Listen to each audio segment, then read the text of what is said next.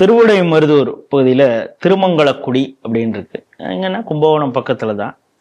இங்கே வந்து கடந்த 3ஆம் தேதி இந்த ஈரான் தாக்குதல் நடந்துகிட்டு இருக்கு இல்லையா, இஸ்ரேலேருந்து. அந்த கோமேனி இறந்த உடனே அங்கே துக்கம் கொண்டாட முடியாது, ஏன்னா அங்கே ஃபுல்லாக இஸ்ரேல் வந்து தாக்குதல் நடத்திக்கிட்டு இருக்கு. வெளியில் வந்து இது பண்ணாங்கன்னா அவங்கள போட்டு தள்ளிடுவாங்க.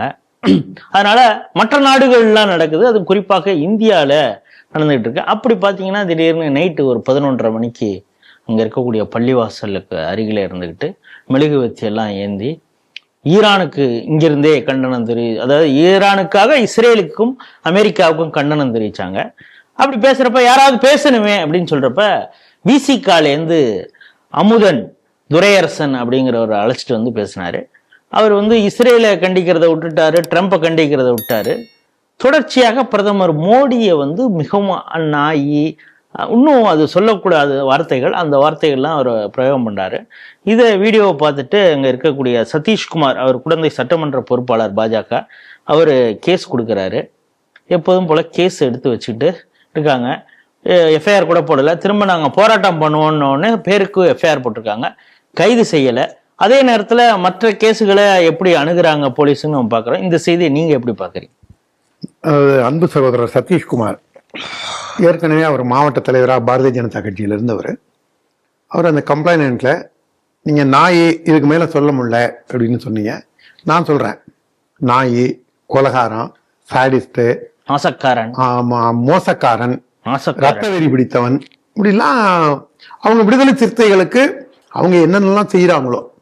இப்ப திமுக நீங்க பாத்தீங்கன்னா, நாங்க சமூக நீதி பாதுகாவலர், எல்லாரையும் சமமா நினைச்சு பாப்பாரப்பையில ராமாயணம் ஒரு புஸ்தகமாடா அப்படின்லாம் சொல்லி வேதத்திலேருந்து எல்லாத்தையும் கேவலமா பேசிட்டு நாங்க எல்லாத்தையும் சமமா பார்ப்போம். அதே வழியில வரவன் தான் இந்த கும்பலும், இந்த ரவுடி கும்பலும், கட்ட பஞ்சாயத்து கும்பலும். இதுல அமுதன் துரையரசன் வந்து ஒரு அடியாளா இவங்க.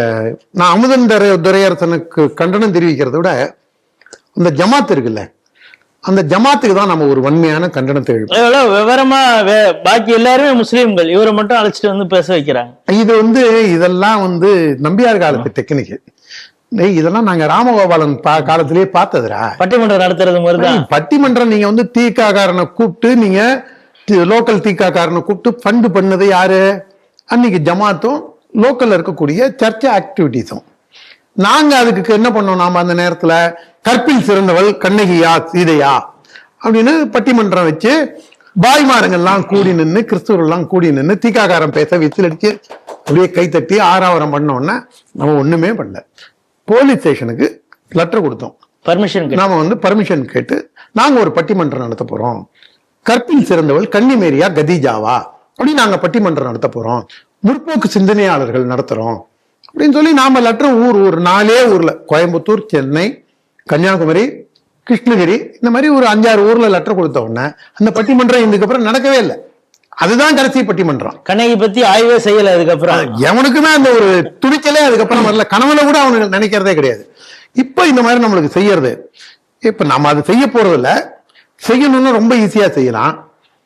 இப்ப பாபநாசத்திலேயே ஒரு அம்மா பிஜேபியில பேசுறாங்க, அதுக்கப்புறம் தர்மபுரியில ஒரு அம்மா பேசுறாங்க, பழைய கட்சிக்காரி கிருஷ்ணகிரியில அந்த அம்மா இப்ப மகளிர் இதுல முனவரி பேகம் இருக்காங்க, வேலூர் இப்ராஹிம் இருக்காரு, மணலியில இருக்காரு.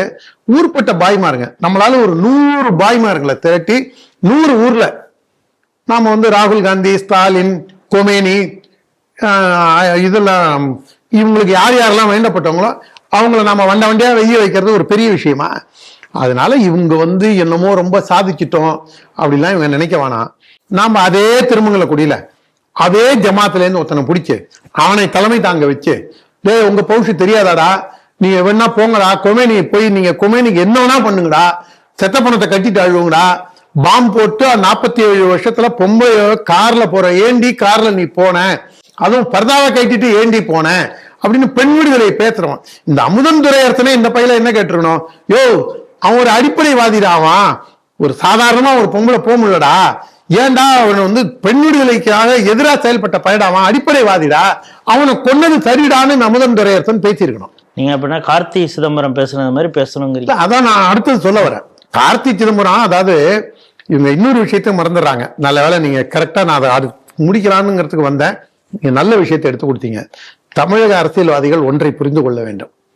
கார்த்தி சிதம்பரத்தை வீட்டுல ஏன் கொண்டு போட்டான்? அவர் கொமேனியை கண்டிச்சாரு, இவங்களுக்கு எதிராக பேசிட்டாரு.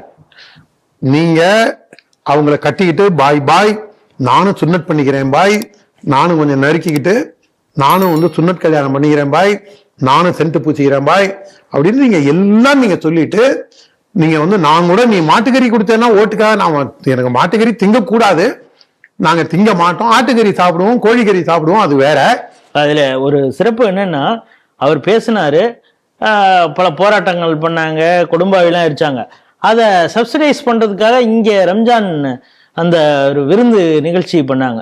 இதற்காகவே ஏற்பாடு பண்ணாருன்னு நினைக்கிறேன். செல்வ விருந்துக்கு என்னதான் இருந்தாலும் கார்த்திக் சிதம்பரம் எஜமானர் அப்படி இது பண்ணிடக்கூடாதுன்னு அந்த நிகழ்ச்சியில எஸ்டிபி பொறுப்பாளரே கூப்பிட்டுலாம். சரி, உள்ளே மோசம் அந்த கட்சி தான், அவன் இங்க வந்துட்டாலாவது இது அடங்கிடும் பார்த்தா, ஆனாலும் அடங்க மாட்டாங்க. நீங்க நல்லா தெரிஞ்சுங்க, இவங்க அடக்கப்பட்டால் மட்டும்தான் அவங்க அடங்குவாங்களே தவிர துள்ளிக்கிட்டே இருப்பாங்க. நீங்க நல்லா பாருங்க, இவங்க ஒரு சராசரி மனிதர்கள் மனதுல இவங்களே ஒரு வெறுப்பை ஏற்படுத்தக்கூடிய அளவுல கார்த்தி சிதம்பரம் பிஜேபிக்காரரா? அவரு ஒரு கருத்து சொன்னார்னா உடனே நாளைக்கு மோடியே கிளம்பி போய் கார்த்தி சிதம்பரமே சொல்லிட்டாரு, வாங்க நம்ம ஈரானை கேப்சர் பண்ணி இந்தியாவோட சேர்த்துருவோம் அப்படின்னு நான் சொல்ல போறாரு. தமிழ்நாடு பிஜேபில இருந்து யார் யாரெல்லாம் தேர்தலில் நிக்கணும்னு ஆசைப்படுறீங்களோ ஈரான் தேர்தல் இல்லைங்க, நான் உங்களுக்கு அங்க கூட சீட்டு கொடுப்போம் அப்படின்னு நான் சொல்ல போறாரு. அதெல்லாம் ஒண்ணும் கிடையாது. இதை எதுக்கு இவனுக்கு சீரியஸா எடுத்துக்கிட்டு பித்துக்குளி பயில எதுக்காக எடுத்துக்கிட்டு செஞ்சான்னு தெரியல. ஆனா இதுக்கு எதிர்வினையை பத்தி அவங்க யோசிக்கல. 1996 கோயம்புத்தூர்ல இப்படிதான் ஆரம்பிச்சாங்க. முதல்ல ஆரம்பிச்சது அந்த செக் போஸ்ட் அடிச்சு உடைச்சது. அதை கூட எல்லாரும் கடந்து போயிட்டாங்க. அங்க வந்து சிடி தண்டபாணின்னு ஒரு எம்எல்ஏ, அவர் அதுக்கு முன்னாடி எம்பியா இருந்தார். அவர் எம்பியா இருந்த காலத்துல அடல் பிகாரி வாஜ்பாயோட நல்ல பழக்கம் உண்டு. வாஜ்பாய் 13 நாள் பிரதமரா இருந்து கீழே இறங்கி சேலத்துல அவருக்கு வந்து வாழு மகாத்மா பட்டம் மணிகண்டன், இப்ப வந்து அதிமுக ஆதரவா ஒரு வழக்கறிஞர் பேசுறாரு பாருங்க, நம்ம தம்பி தான், நம்ம கட்சியில இளைஞரணி மாநில துணைத் தலைவரா இருந்தார் எங்க கூட. அந்த தம்பி சட்டக்கல்லூரி மாணவராக இருந்த போது வாழு மகாத்மா பட்டம் கொடுத்து கௌரவிச்சு சேலத்துல இருந்து கோயம்புத்தூர் போனாரு. கோயம்புத்தூர்ல ஒரு ஹோட்டல்ல தங்கியிருந்தார், அடல்ஜி தங்கியிருந்தார். பழைய பழக்கத்துல சிடி தண்டபாணி அவர் பார்க்க போனாரு. அவர் பார்க்க போயிட்டு ஆபீஸுக்கோ வீட்டுக்கோ ஒரு ரீச் ஆகிறதுக்கு முன்னாடி இந்த அல்லுமா கும்பல், அடிப்படைவாத கும்பல், இன்னைக்கு எஸ்டிபி பேர்ல இயங்குறானுங்கல்ல, இந்த பயலெல்லாம் சேர்ந்து தாமுக அல்லுமான்னு பிரிஞ்சு, அல்லுமால இருந்து பிரிஞ்சு வந்த பயல்லாம் இருக்கான்ல, எஸ்டிபிஐ தாமுக ஜமாத் அது இதுன்னு இருக்கான் பாருங்க, எல்லா பயலும் சேர்ந்து சிடி தண்டபாணி ஆபீஸை அடிச்சு உடைச்சிட்டானுங்க. ஏன்டா அடிச்சு உடைச்சிங்கன்னா, மதவெறியன் வாஜ்பாய் எப்படி பார்க்கலாம். அதே வாய் கொஞ்ச நாள்ல என்ன சொல்ல ஆரம்பிச்சிச்சு, வாஜ்பாய் நல்லவருங்க, அத்வானி தாங்க மோசம். அப்புறம் என்ன சொன்னா, அத்வானி நல்லவருங்க, மோடி தாங்க மோசம். இப்ப என்ன சொல்ல ஆரம்பிச்சிருக்கானுங்க, மோடி நல்லவருங்க, இவர் தான் யோகி தாங்க மோசம். இவனுக்கு இந்த குரங்கு மாதிரி பரிணாம வளர்ச்சி இந்த பயிலோட வருது.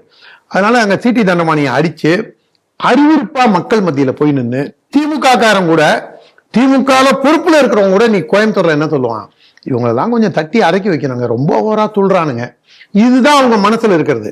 நீ அதே மாதிரி இப்ப காங்கிரஸுக்கு என்ன பண்ற, நீ கார்த்தி சிதம்பரத்தை கூப்பிட்டு நீ, அதாவது இது வந்து வக்கரமான மனோபாவம் தான் செல்வத்துக்கும். இந்த பையன் முன்னாள் ரவுடி ஷீட்டர் இருக்கா பாருங்க, அந்த பையில வந்து எஸ்டிபியை வச்சு சிதம்பரத்தையும் வச்சு அப்படி ஒன்னாக்க பாக்குறாராம்.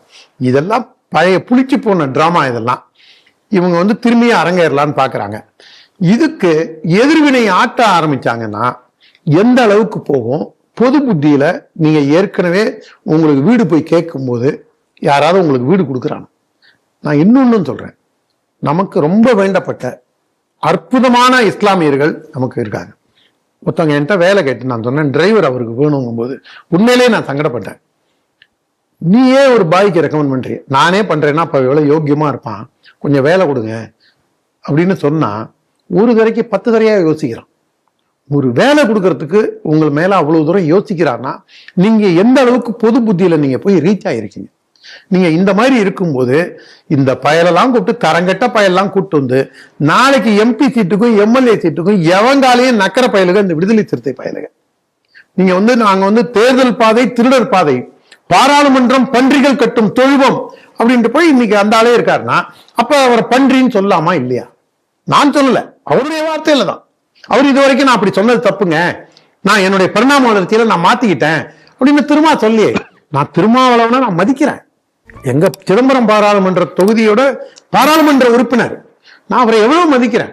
அண்ணன் இப்படி சொல்லிட்டாரேங்கிற ஒரு இதுதான், ஒரு சின்ன மறுப்பாவது இல்லைங்க, நான் அன்னைக்கு அப்படி சொல்லிட்டேங்க, என் கருத்தை மாத்திக்கிட்டேங்கன்னு ஒரு அறிக்கை கொடுத்துருக்கணுமா இல்லையா?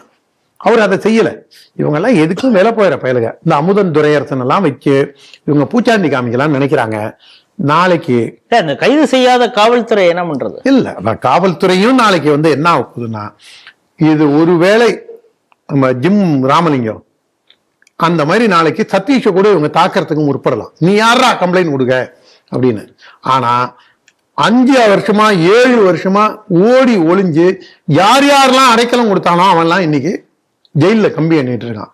அந்த நிலைமையை நோக்கி அமுதன் துரையரசனும் அந்த ஜமாத்துல பொறுப்புல இருக்கிறவங்களும் அவங்க பொறுப்பை உணர்ந்து செயல்படலைன்னா, இது ஒன்னும் ராகுல் காந்தி, சோனியா காந்தி, இவங்க மன்மோகன் சிங் அந்த ஆட்சி கிடையாது. இங்க ஸ்டாலினே இருந்தால் கூட, ஒரு சாதாரண இந்திய பிரஜைக்கு பிரச்சனை இருந்தால், அவன் பிஜேபி இருந்தா என்ன, இல்லைன்னா என்ன, அவன் ஜமாத்துல இருந்தா என்ன, இல்லைன்னா என்ன, irrespective of his affiliation to the political affiliation, அவனுடைய மதமாச்சரியங்களை கடந்து, மொழிகளை கடந்து யாருக்காவது பிரச்சனைன்னா மத்திய அரசோட ஏஜென்சிஸும் டைரக்டா விசாரிக்க வரும். அப்ப இவங்க எல்லாம் மாட்டிட்டு அவஸ்தப்படும் போது, இந்த ஓட்டு பொறுக்கி உங்களெல்லாம் ஏத்தி விட்டு போறான் பாத்தீங்களா, அவன் யாரும் வரமாட்டான். நீங்க வாழ்க்கையை தொலைச்சது மட்டும்தான் மிச்சமா இருக்கும். அமுதன் துரையரசனை தாண்டி எத்தனையோ தாத்தாக்கள்லாம் அங்க இருந்தவங்க, தடா பெரியசாமியிலிருந்து எத்தனை பேர் அங்க ஓரங்கட்டப்பட்டு விரட்டி அடிக்கப்பட்டார்கள்ங்கிறது விடுதலை சிறுத்தை கட்சியோட வரலாறு. அதனால அவங்க ஒண்ணு அவங்களாம் உணர்ந்து திருந்தி வாழணும், இல்லைன்னா திருத்தப்படுவார்கள்.